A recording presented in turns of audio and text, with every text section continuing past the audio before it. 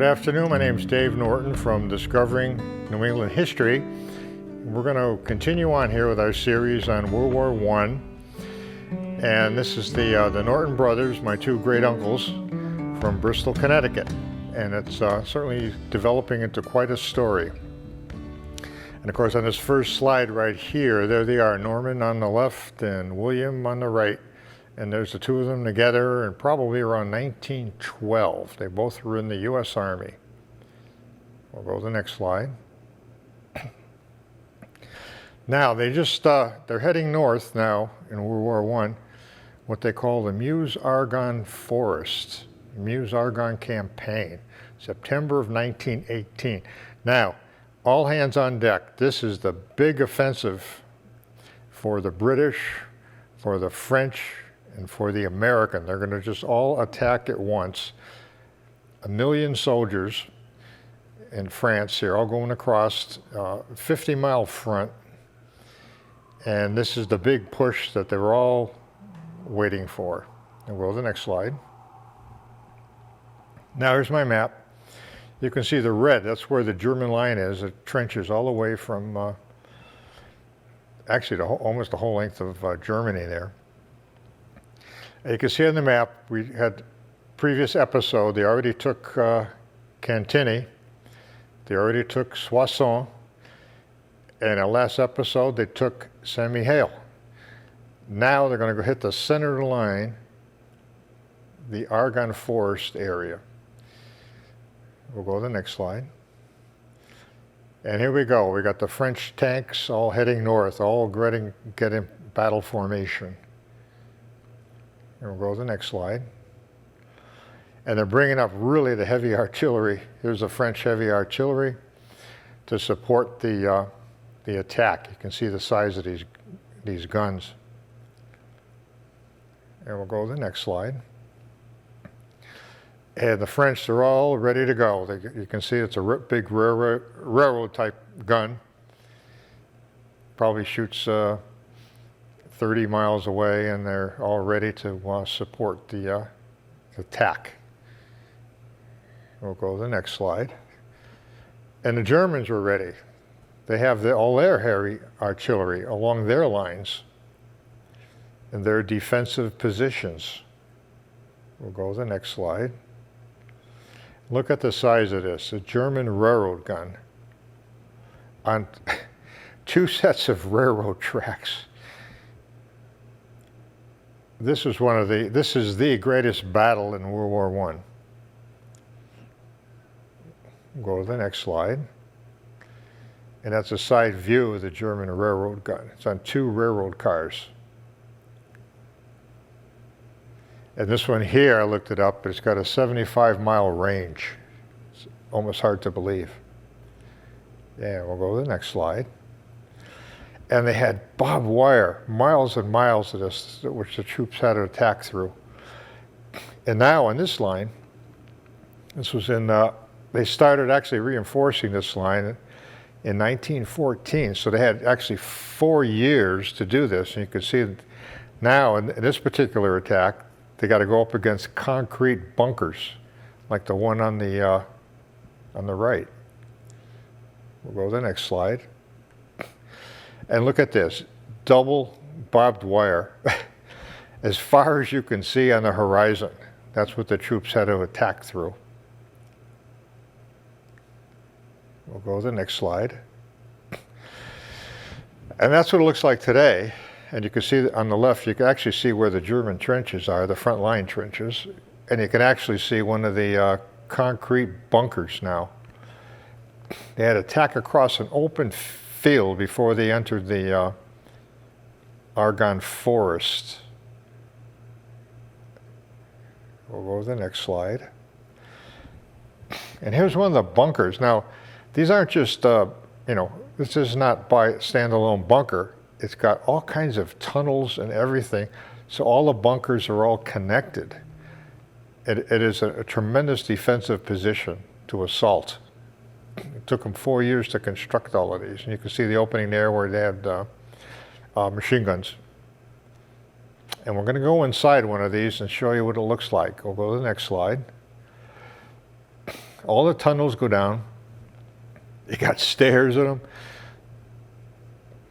On the right, they're all joined from one to the other. You can't, there's nothing you can do. If you do an airstrike with, it's a perfect bunker.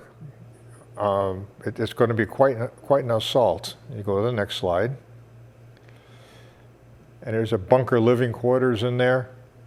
They actually lived inside these, the last line of defense. But you got to get through the first line, all the barbed wire and all the machine gun nests, and then they would withdraw into this type of a defensive position.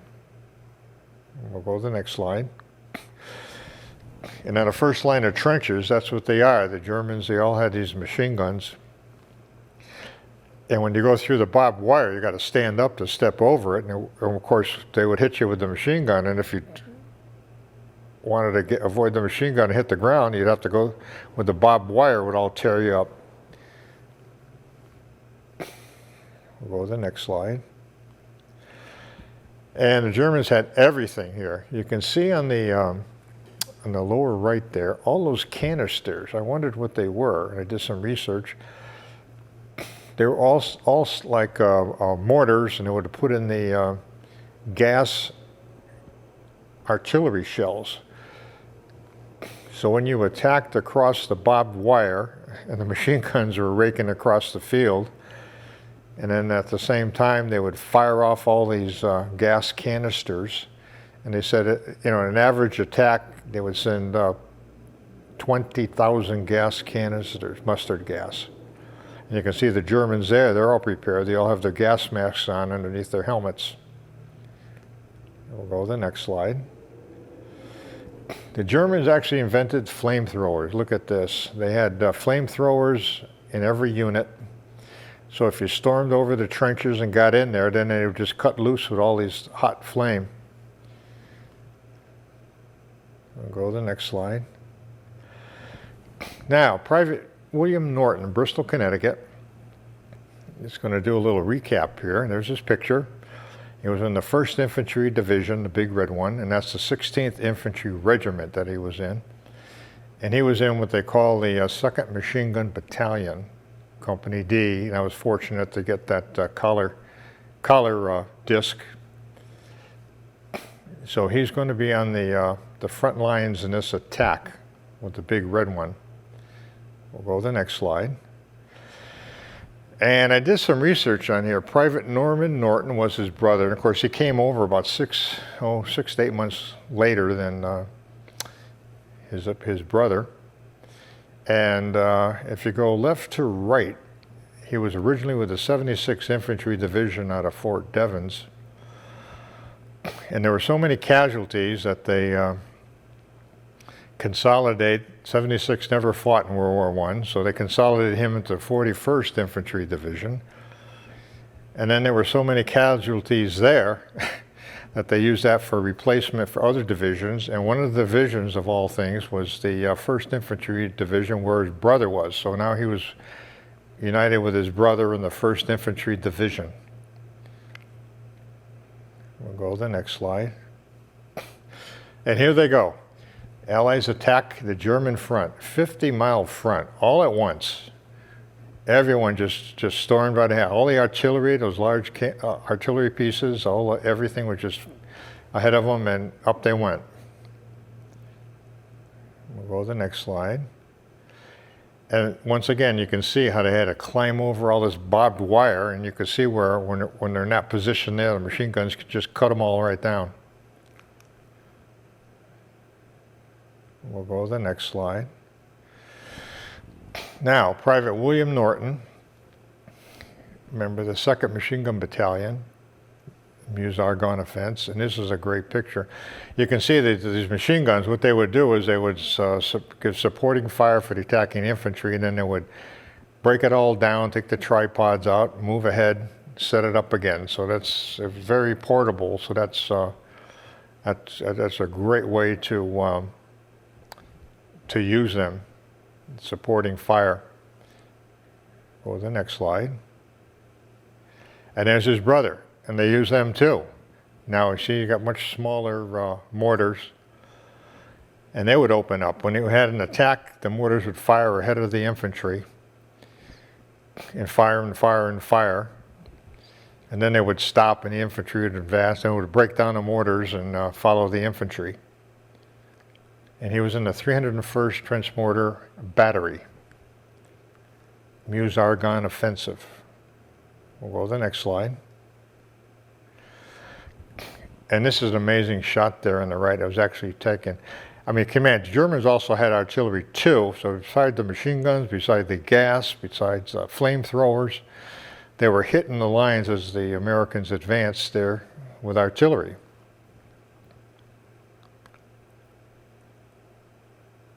We'll go to the next slide. Now, the Americans advanced across that first German line, and this is a great picture here that I found on the right. You can see all the Germans were in those trenches, and then all Germans fell back to their next line of defense. You can see all the 1st Infantry Division just right across the trenches, just pushing them all back, all the clouds of smoke and the noise. And the Germans fell back. We'll go to the next slide. And they were really tough. I mean, you can see this picture here. They were stood up pitching hand grenades. There were some buildings there, strong defenses in their next line of defense. And we'll go to the next slide. Now, we've got to get into this. Before they got into the deep forest, the 1st Infantry Division, their objective was to take the small village of Flayville in France. And you can see that's the sign there today on the left. There's the church on the right. Small town right in front. It's actually in the Argonne forest area. They had to take that because all the Germans fell back into this town on their front line. And we'll go to the next slide. And the town, yes, it is a small village, but on the outskirts, they've got the Flayville Chateau. You can see that with a nice bridge getting over to it. And you can just envision that just filled with German troops, that they had to take that town. That was their, General Pershing said, you're the 1st Infantry Division. This is the toughest part to hit. And I know I can count on your boys to do it. And here they are. Go to the next slide.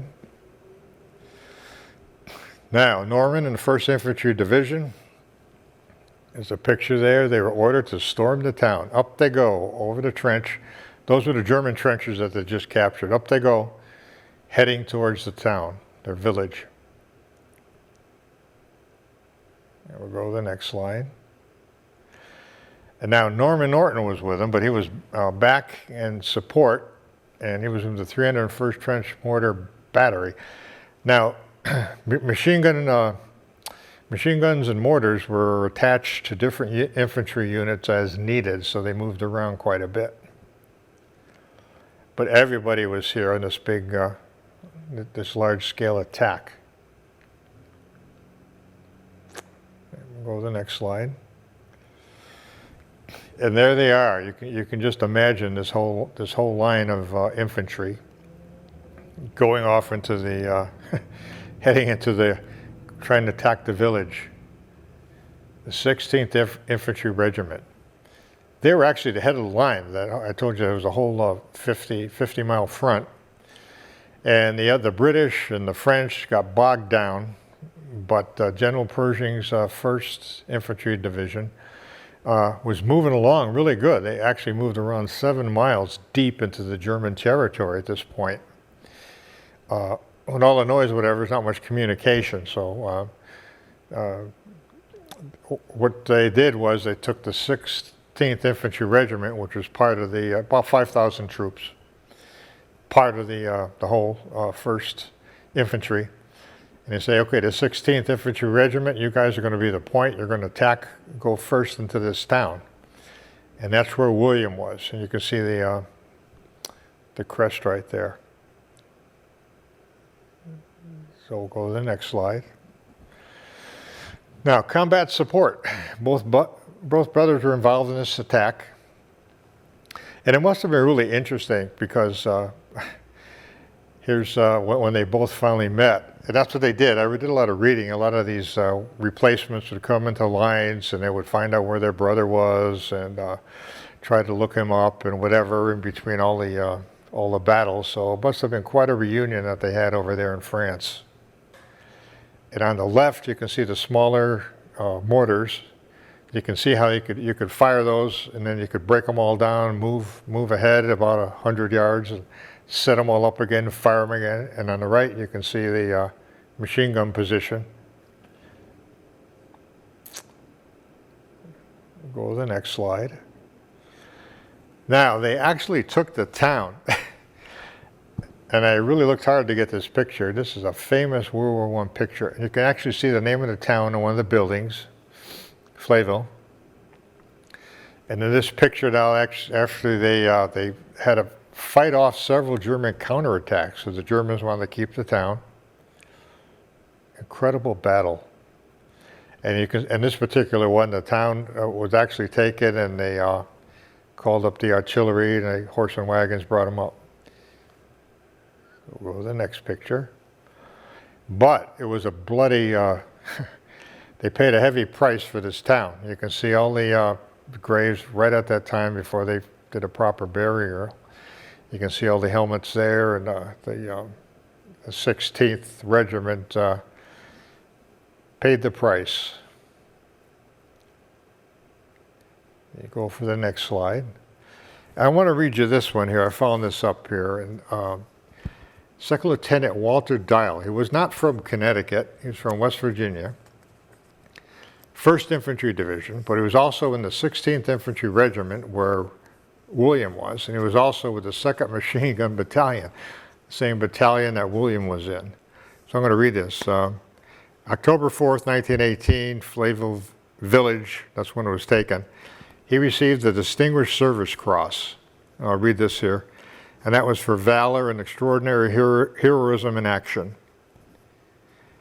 He led his platoon in attacking and breaking up a German machine gun nest under heavy artillery and machine gun fire. This is in Flayville. Although he was wounded, he refused to be evacuated and continued the advance. While setting up a machine gun tripod, he was shot and killed instantly. And he was awarded the Distinguished Service Cross. The next highest one for valor, of course, is the Medal of Honor. Quite extraordinary. So we'll go to the next slide.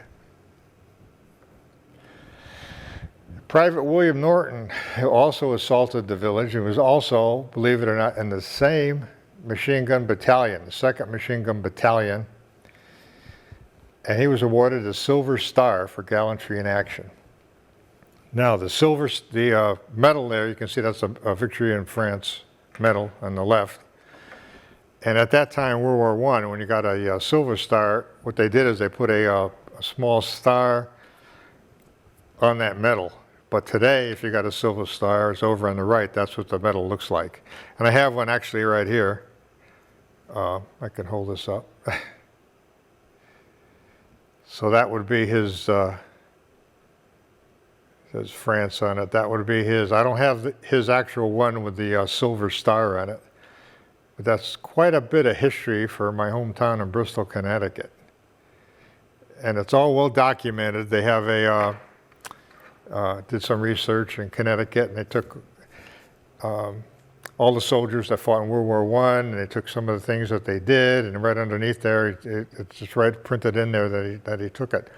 And the interesting thing too, he was with that 16th Infantry Regiment. I could prove that. And once again, I have this that my father had in his old cigar box. And Uncle Bill, we called him, he must have given this to my father, because my father was definitely not in that unit. Important part of history and an important part of our family. So we'll go to the next slide. Now, in the town, I looked it up here. I'd never heard of Flaville, France. I said, okay, let's see what it looks like. That's what it looks like today. They're one of the buildings. And it caught my eye. I saw that monument right there. And I said, yeah, I wonder what that is. So I went closer in, did my research. And it's amazing. I think they said in 1999, the 1st Infantry Division, and had the 16th Infantry Regiment. They had a fund and they got a monument together because it's a huge part of their history. And they put this monument right in front there. That's probably the town hall of the village. And there's William. He was right there, certainly. So we'll go to the next slide. And I'm going to read you what it says there. It's quite a tribute here. Flaville, France, 1918. Close up on the right of that memorial. And I'll read it what it says. This plaque is dedicated to the men of the 16th Infantry Division who fought so gallantly during the heavy fighting in the Meuse-Argonne and who on October 4th, 1918 liberated the village of Flaville. The regiment and village of Flaville must never forget the heroic action of those men and their dedication to their country and the ideals of freedom. We must always remember that freedom is never free. In this small village in 1918, the price of freedom was very high.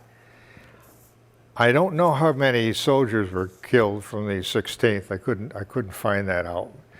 I know 5,000 assaulted, and they just got paid a heavy price for freedom. France honored them. Great tribute. And on this next slide here, you can see they got I put the two brothers together. William is on the right, and his other brother Norman's on the left. And they were both there, probably walking right down the street there, right in front of that church, clearing out the town. And there's a picture of the church on the left. That's what it looks like today. And there's an actual battle picture of the town on the right. Now you can imagine in that town right there, when they attacked the town, they probably had Norman with the small mortars there just absolutely shelled the town. A whole bunch, there's quite a few in that battery. They probably just raked the town with the mortars, lobbing those into all the buildings. And then when the infantry advanced with William, of course he was in the support with the machine guns, they had to rush into the town behind the infantry, and then they had to, if the infantry got stuck with a lot of Germans up maybe in the second floor, some of these buildings, they would fall from machine gun fire, and they would have to run out in front there, set up their machine guns, and just eliminate that position so the infantry could move ahead. They said it was one of the most intense, incredible battles of the Meuse-Argonne campaign. And the important part of history was, and it goes down in history of where General Pershing is, on the first day of the Meuse-Argonne campaign, the 1st Infantry Division was the only division that took their objective of all that whole 50-mile front with all the British, with all the French and everyone else. They're the only ones that actually took the objective that they said they were going to take. And that's why in the 1st Infantry Division, they really teach a lot about their experiences in World War I. It means an awful lot to them, and that's why they put that memorial in the center of that town. Great tribute to the boys there. Now, after they took the town, this is what they're going to end up with. Now they've got to get into the Argonne Forest defenses, which is even heavier defenses. We talked about the first line of defense, which open trenches where the Germans had machine gun nests, and it was covered with miles and miles of barbed wire.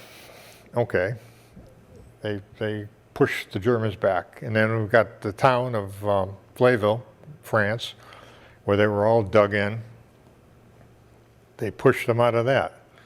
Now they've got to get into the deep Argonne Forest, which is loaded with concrete bunkers and trenches, and if you look at it today on the left, that's what the trenches would look like deep in the forest, very well concealed. And you look on the right, there's more of the trenches in the Argonne Forest. We'll go to the next slide. And you can see a rail track here. The Germans had actually trains so they could get all their supplies from Germany going right to reinforce all these concrete bunkers in the Argonne Forest. And this is going to be one of the greatest battles and greatest infantry assaults in all of World War I. To try to get through all the trees and all these concrete bunkers, which are all interchanged. Go to the next slide. And you can see how they are camouflaged, and they're all connected. Especially the one on the right. You would almost never get right up to it before Germans would open fire. And in our next episode, we're going to cover this whole Argonne Forest, and it's going to be an amazing place to conquer. So once again, it's Dave Norton from Discovering New England History, and this here I want to show, this is an actual German helmet that I got from World War I, and have a good evening.